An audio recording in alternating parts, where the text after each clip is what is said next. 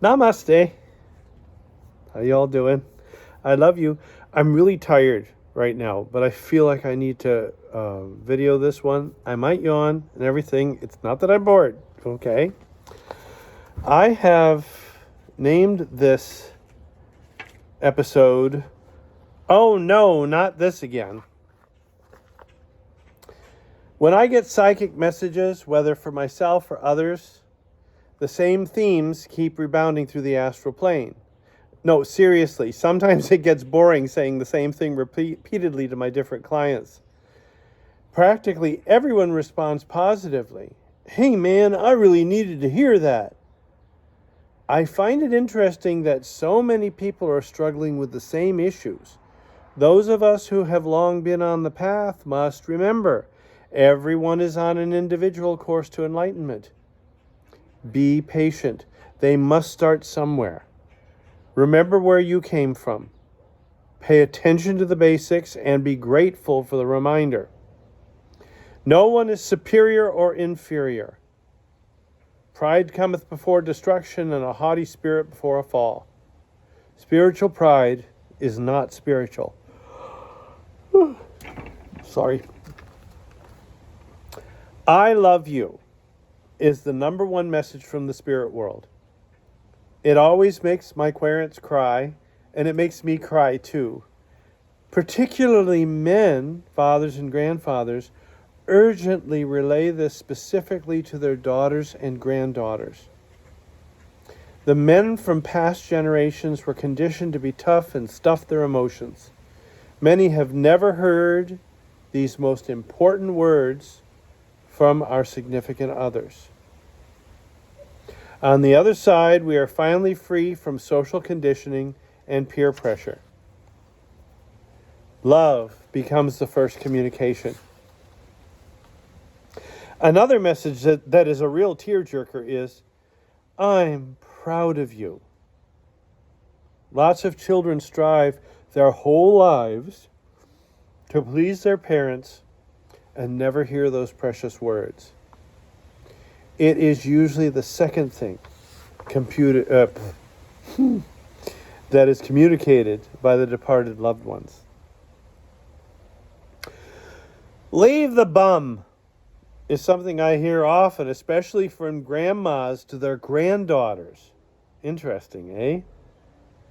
The darkness strives to thwart our spiritual progress at all costs. The most effective way to bring our personal spiritual development to a grinding halt is through a partner. Enough said. Don't you agree? Take better care of yourself. You are pushing yourself too hard. Now, you are the golden goose. The goose that lays the golden egg. If you get cooked, then nobody can benefit from your good works. Proper self-care is essential. We have, again, been conditioned to sacrifice ourselves for others, especially from religion. Hey, you deserve good things too. Get a massage. Take a day off. Go shopping. Take a hike to the mountains. Go fishing. Get some new shoes. Have a facial. Get your nails done. Go out to dinner. Take a vacation. Do you get the idea? We are quite useless if we are all burned out. Take good care of yourself, and you will be of greater benefit to others. The consistent word from Spirit is 51% service to others, 49% self-care. Now, this makes really good sense, doesn't it? Pay attention or you're going to die. Lessons missed will be repeated, and they will be harder. Be stubborn or negligent, and you will die. Pay attention.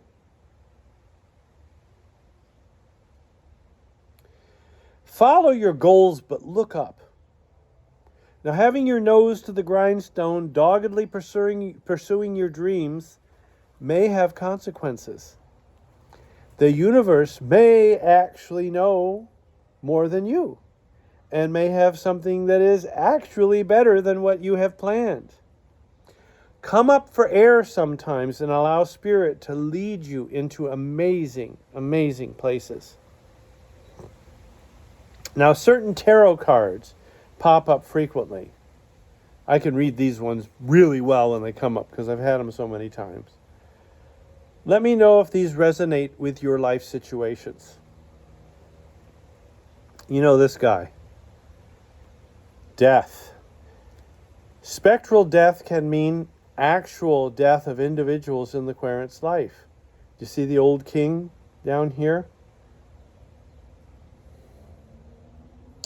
But most often, something old in your life is passing away, which will bring new life, a resurrection of sorts.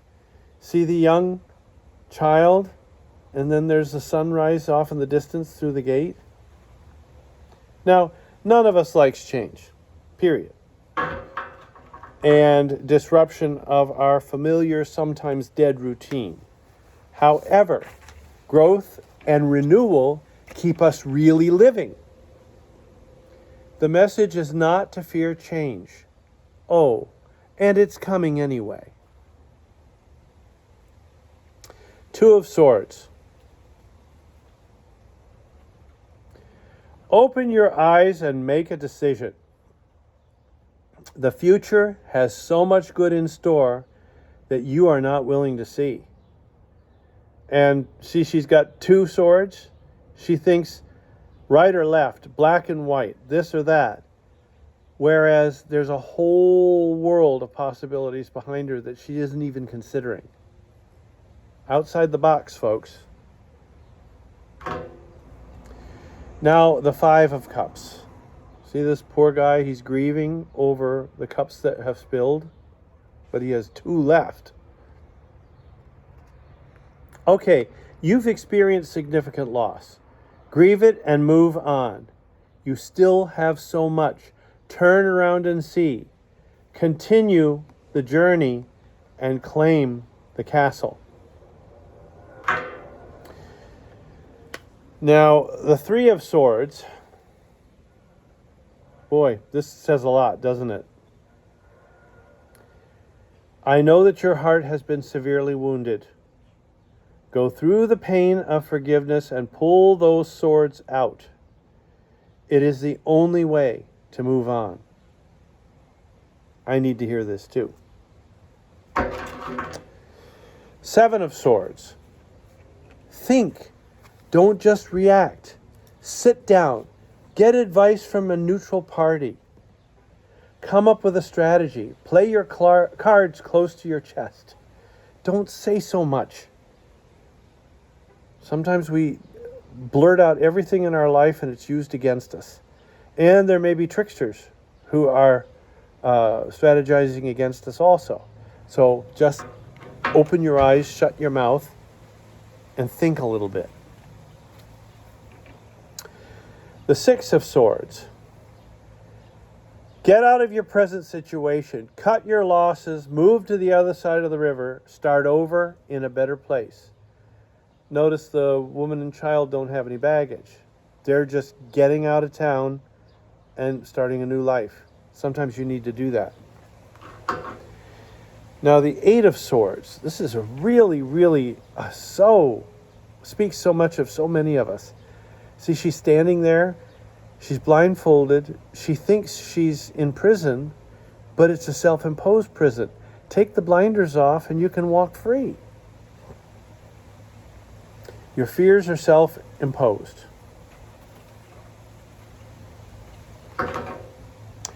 The Nine of Swords. Look at this one. Literally, do not lose any sleep over your fears. Get out of your head. For the first thing, you most likely may not have a proper perspective and are wasting your time and energy. Secondly, if you work really hard worrying, you may actually manifest your fear. You always get what you ask for.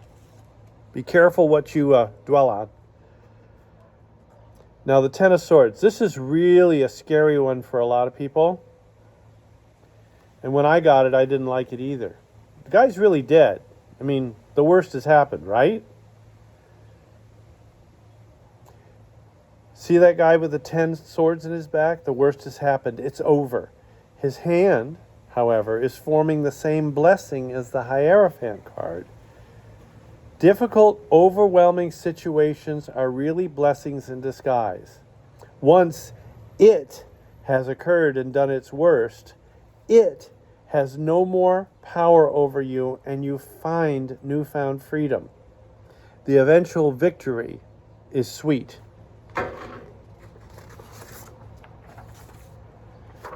Oh, brother.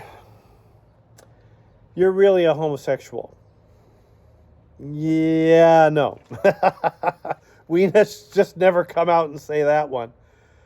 The truth is that approximately 10% of the reincarnating population is transitioning from one sex to another. Yes, we have all been male, female, hero, villain, dark, and light. We must experience it all, and many times at that. We are perfectly equipped to learn the lessons of this lifetime. There are no mistakes. Being gay is essential to your present life plan. Embrace it. Insane people. How many of you have insane people in your lives? Yeah, I see those hands. I get this message more than any other. A sane, reasonable individual cannot understand someone who is not.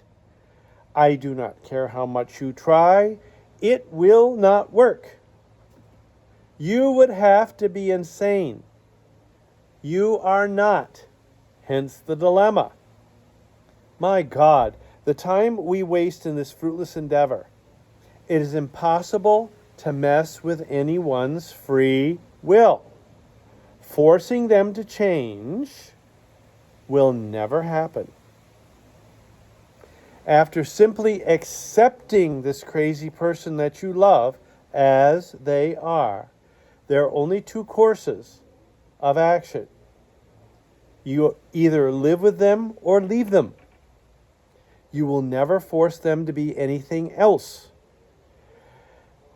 Maybe separation is the best course.